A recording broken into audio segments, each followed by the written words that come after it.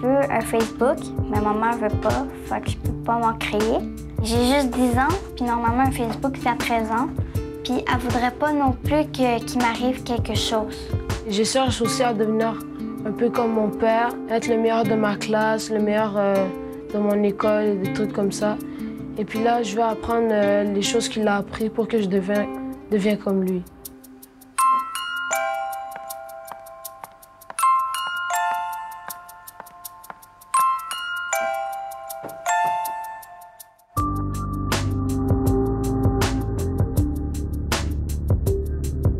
Il y a des enquêtes, il y a une enquête qui a été faite là, par des chercheurs québécois il n'y a pas si longtemps, qui montre que quand on demande aux jeunes qu'est-ce qui vous influence le plus de vos modèles dans le domaine de la vie amoureuse, de la vie sexuelle, ça demeure encore... Les parents viennent encore en tête de liste. Évidemment, les amis, bon, puis les stars et tout ça suivent pas loin, là, mais on voit que les proches influence encore en ce sens-là. Il ne faut pas jeter la serviette et penser que les jeunes sont des robots là, modelés par la culture. Et c'est pour ça qu'avant de blâmer nos jeunes, je pense qu'il faut se poser des questions à nous. Moi, j'ai l'air de quoi à travers tous ces autres modèles-là? Ça, c'est la première question qu'un parent, un accompagnateur doit se poser.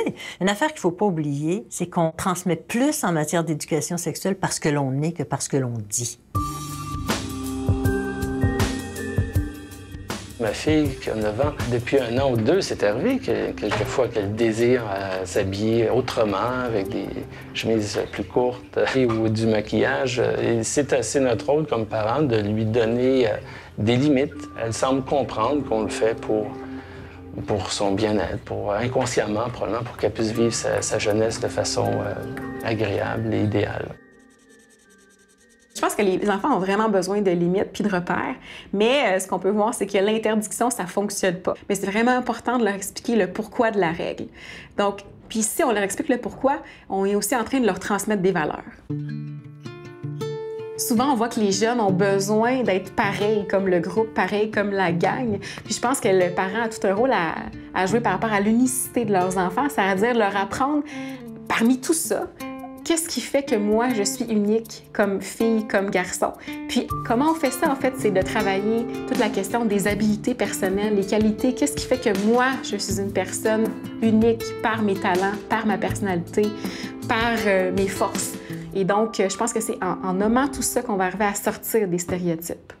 J'aime pas vraiment imiter les autres. Je préfère avoir un style à moi parce que sinon, j'ai l'impression d'être trop pareil, puis j'ai pas l'impression d'être comme moi. Et dans le cas de mes enfants, je suis très proche de leur développement, donc parfois, souvent, on voit la télé ensemble, on voit les bandes dessinées, et souvent, je vois qu'ils portent des messages très marqués sur la sexualité.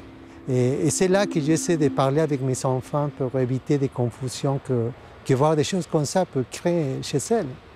Mais je pense que les parents ont un grand rôle à jouer dans l'éducation à la sexualité, aux relations amoureuses avec les jeunes. Je pense que c'est d'en parler au quotidien. C'est pas de réserver une période de temps spécifique en disant à 12 ans, à 8h15, le jeudi, on va en parler, puis c'est là. Je pense que ça se vit au quotidien. On regarde un film, par exemple, et on voit qu'il y a une relation amoureuse entre un gars et une fille, d'en parler, entre deux personnes de même sexe aussi. Pour aider votre enfant à faire des bons choix, il faut développer l'esprit critique de l'enfant, en fait. Puis des exemples parmi tant d'autres, ça peut être vous observez votre enfant en train de regarder une vidéo sur Internet que vous considérez stéréotypée ou sexiste. Bien là, il y a, je pense, une belle occasion pour ouvrir une discussion avec lui puis l'amener à réfléchir.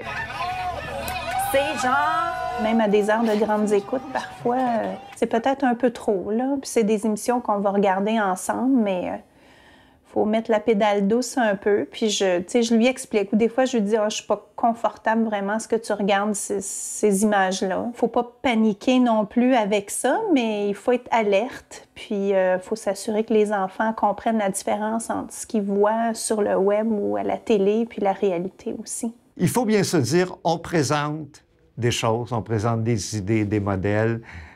Ça entre dans la tête, ça rentre dans le cerveau de ces jeunes-là et qui vont faire une synthèse des influences qu'ils reçoivent ou qu'ils subissent. Laissons le temps aux jeunes, laissons le temps aux jeunes. Je pense que l'éducation demande du temps, demande une réflexion et on ne saurait exiger des jeunes un sens critique que la plupart d'entre nous, adultes, n'avons pas. Être costaud, je pense pas que ça va te servir à quelque chose ou ça va t'emmener très très loin dans la vie.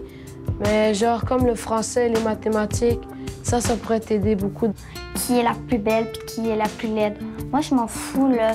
Moi, ce qui me tient le plus, c'est pas l'apparence, mais la personnalité. C'est pas important de suivre les modèles et de pas se laisser influencer par la publicité. Et qu'on a tous quelque chose de beau en soi.